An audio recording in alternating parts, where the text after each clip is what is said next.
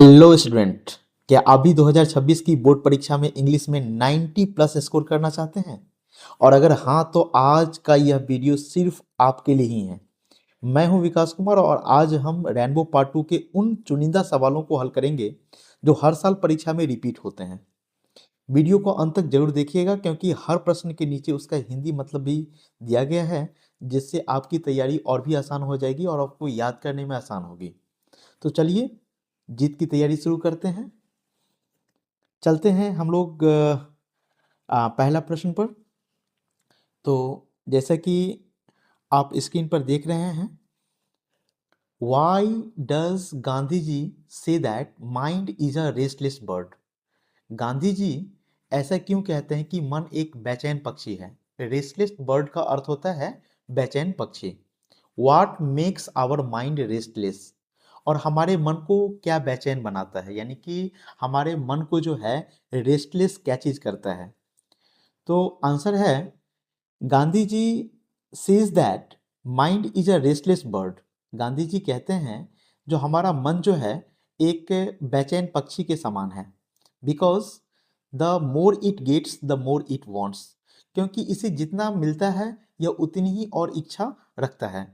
जैसे मन जो है हमारा वो क्या है, जो उसकी इच्छाएं कभी खत्म नहीं होती है, वो इच्छाएं हमेशा बढ़ाती रहती है। किसी व्यक्ति को आपने देखा होगा कि जो जिसको जितना मिल जाता है उसकी चाहत और ज़्यादा बढ़ती चली जाती है, मतलब वो कभी भी संतुष्ट नहीं होता है। The more it gets the more it wants and still remain unsatisfied. और जितना ज़्यादा उसको मिलता है उतना ही ज़्यादा उसकी इच्छाएं जो है वो बढ़ती चली जाती है और फिर भी असंतुष्ट ही रहता है। तो ये वाई डस गांधी जी से the mind is restless bird, इसका आंसर हो गया। और इसी में क्वेश्चन है, what makes our mind restless? हमारा मन जो है उसको क्या बेचैन बनाता है? तो आवर अनकंट्रोल्ड डिजायर, हमारा जो अनियंत्रित इच्छाएं जो है, अनकंट्रोल्ड डिजायर जो है, and constant search for material comfort. और लगातार, निरंतर, कांस्टेंट का मतलब होता है लगातार या निरंतर, constant search for material comfort make our mind restless. हमारी जो अनियंत्रित इच्छाएं हैं और भौतिक जो सुख सुविधाओं की जो इच्छाएं हैं, मटेरियल कंफर्ट का मतलब भौतिक सुख सुविधाएं, तो मटेरियल कंफर्ट की जो इच्छाएं हैं उस वो सारी चीजें जो हैं हमें क्या करती है, हमारे मन को जो है वो बेचैन बनाती है। ठीक है, तो अब चलते हैं हम लोग दूसरा क्वेश्चन पर, क्वेश्चन नंबर 2 पर। क्वेश्चन नंबर 2 है, what does doctor Zakir Hussain pledge himself to? Doctor Zakir Hussain जो है वो किस चीज की प्रतिज्ञा करते हैं? दोस्तों, ये किस चैप्टर से लिया गया है क्वेश्चन? तो ये हमारा भारत इज माई होम से है। और जब डॉक्टर जाकिर हुसैन जो है वो थर्ड प्रेसिडेंट के रूप में, जब वो शपथ समारोह में आए हुए थे, शपथ समारोह में जब वो शपथ ले रहे थे राष्ट्रपति के पद पर, तो उस टाइम में उन्होंने उस टाइम का ये क्वेश्चन है, जो what does doctor Zakir Hussain please himself to? Doctor Zakir Hussain किस चीज की प्रतिज्ञा करते हैं? तो दोस्तों, doctor Zakir Hussain pledge himself to the loyalty of our past culture. Doctor Zakir Hussain हमारी जो अतीत की संस्कृति है, पिछली संस्कृति जो है, हमारा जो इतिहास रहा है ना, उसके प्रति जो है वो वफादारी का, लॉयल्टी का प्रतिज्ञा करते हैं। प्लेज का मतलब होता है प्रतिज्ञा और लॉयल्टी का मतलब होता है वफादारी। तो doctor Zakir Hussain pledge himself to the loyalty of our past culture. Doctor Zakir Hussain जो है वो हमारे पास्ट कल्चर के बारे में, पास्ट कल्चर के प्रति जो है वो क्या कर रहे हैं, प्रतिज्ञा कर रहे हैं। He also pledges his loyalty to the country. कौन सा कंट्री? हमारा जो इंडिया है, भारत है। And commits himself to the service of the totality of India's culture.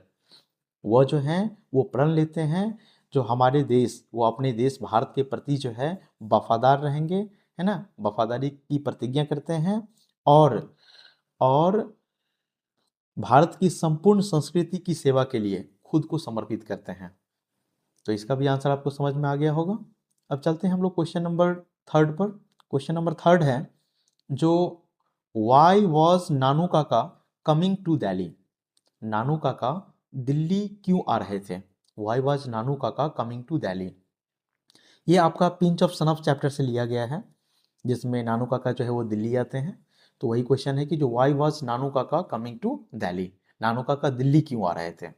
तो आंसर है Nanu Kaka was coming to Delhi to see some minister. Nanu Kaka Delhi जो है वो कुछ मंत्री से मिलने के लिए आ रहे थे, कोई मंत्री से मिलने के लिए आ रहे थे।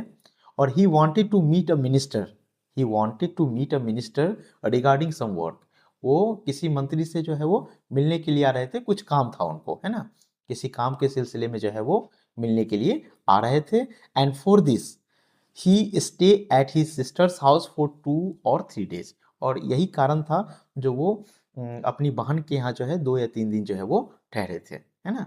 नानू काका किसी मंत्री से मिलने के लिए दिल्ली आ रहे थे और वो किसी काम के सिलसिले में मंत्री से मिलना चाहते थे, और इसीलिए वो अपनी बहन के घर पर जो है वो 2 या 3 दिन के लिए रुके थे। चलते हैं हम लोग नेक्स्ट क्वेश्चन, क्वेश्चन नंबर 4 की ओर। क्वेश्चन नंबर 4 है, what was the great lesson that India has to teach the west. Bharat के पास पश्चिमी को सिखाने के लिए, पश्चिम जो देश है ना, वेस्ट कंट्री जो है, को सिखाने के लिए कौन सा महान पाठ था, मतलब कौन सा ग्रेट लेसन जो है इंडिया ने विदेशियों को सिखाया।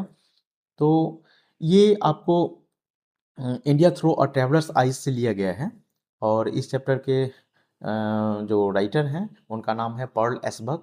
तो according to Pearl Esberg, the great lesson that India taught the West was the lesson of non violence. Indians saw how to fight for freedom without using weapons or bloodshed.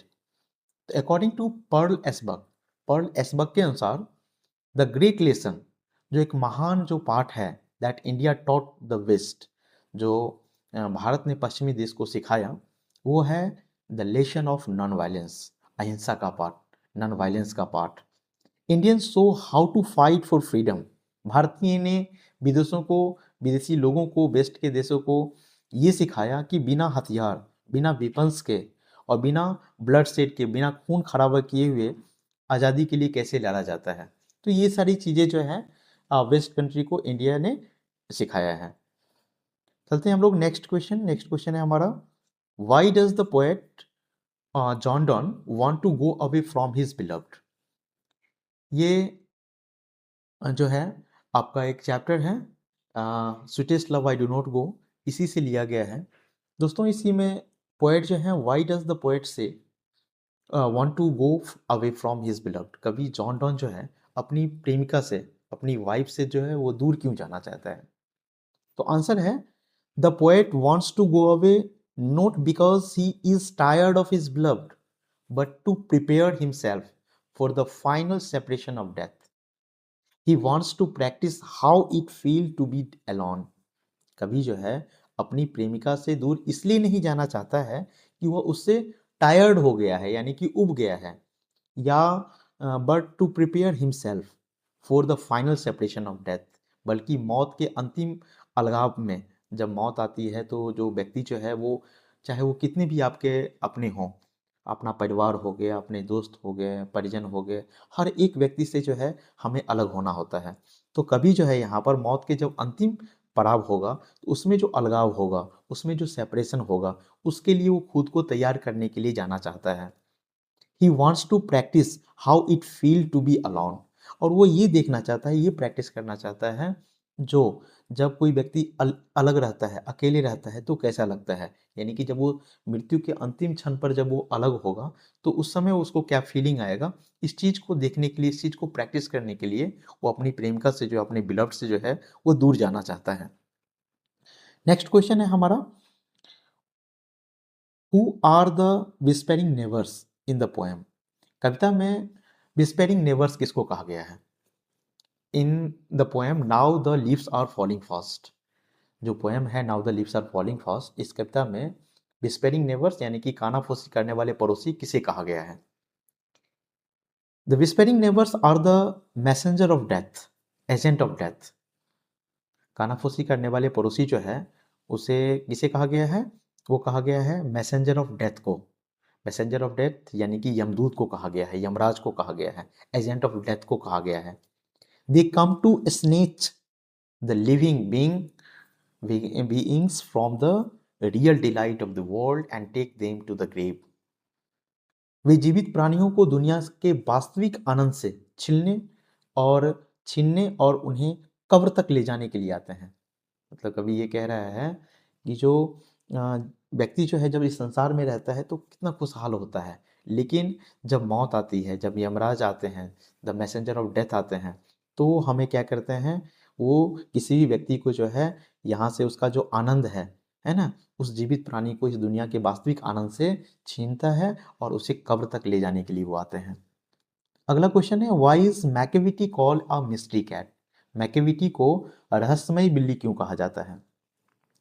तो दोस्तों इसका answer है, Macavity is called a mystery cat because he is a master criminal who can break any law.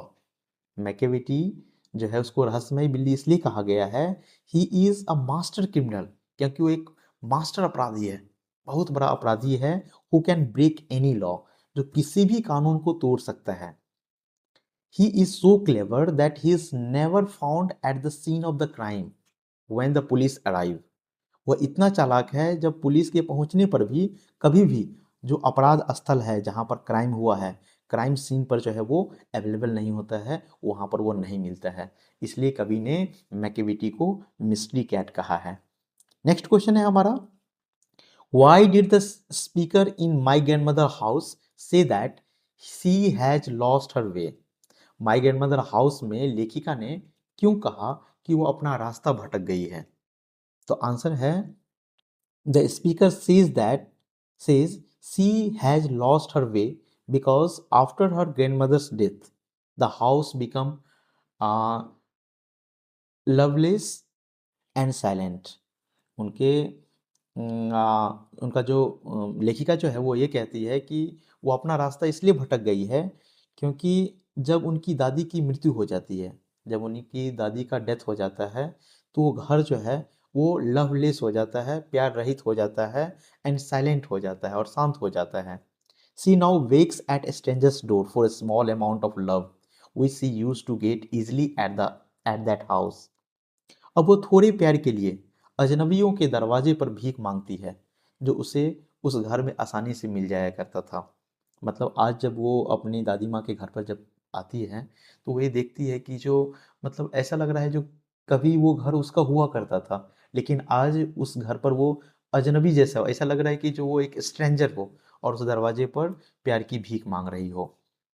Next question है हमारा, what is global English? Global English क्या है? ये story of English से लिया गया है दोस्तों, और इसका आंसर है, global English refers to the use of the English language as a common means of communication between people of different nation. It is use world wide for trade, science and diplomacy. Global English जो है वो, इसका तात्पर्य ये है, refers करता है, global English का तात्पर्य विभिन्न देशों के लोगों के बीच संचार यानी कि कम्युनिकेशन के एक सामान्य माध्यम के रूप में अंग्रेजी भाषा के उपयोग से है। इसका उपयोग दुनिया भर में व्यापार, विज्ञान और कूटनीति यानी कि डिप्लोमेसी के लिए किया जाता है। और लास्ट क्वेश्चन हमारा है, right the name of 5 English writer. 5 भारतीय अंग्रेजी लेखकों के नाम जो है उसको लिखिए। तो the 5 Indian English writer R K Narayan, Raja Rao, Mulk Raj Anand, Sarojini Naidu and Kamala Das. तो ये भी आपको क्वेश्चन पूछ दिया जाता है, 2 मार्क्स में ये सारे क्वेश्चन पूछे जाते हैं। 2 मार्क्स के 5 क्वेश्चन आपको शॉर्ट क्वेश्चन में पूछे जाते हैं। टोटल 10 मार्क्स का ये एग्जाम में होता है। तो दोस्तों ये थे आज के 10 सबसे महत्वपूर्ण प्रश्न जो आपके 2026 की परीक्षा के लिए काफ़ी ज़रूरी है। I hope these questions will help you score better in your examination. मुझे उम्मीद है कि ये प्रश्न आपकी परीक्षा में बेहतर अंक लाने में मदद करेंगे। अगर आपको ये वीडियो पसंद आया हो और आप इसका पीडीएफ नोट चाहते हैं तो हमारे टेलीग्राम ग्रुप से ज़रूर जुड़ें। टेलीग्राम का लिंक जो है मैं चैनल के वीडियो के लास्ट में दे दूंगा। चैनल को सब्सक्राइब करना ना भूलें ताकि आपकी कोई भी क्लास मिस ना हो। मिलते हैं अगले वीडियो में एक नए टॉपिक के साथ। तब तक के लिए पढ़ते रहिए और आगे बढ़ते रहिए। Thank you.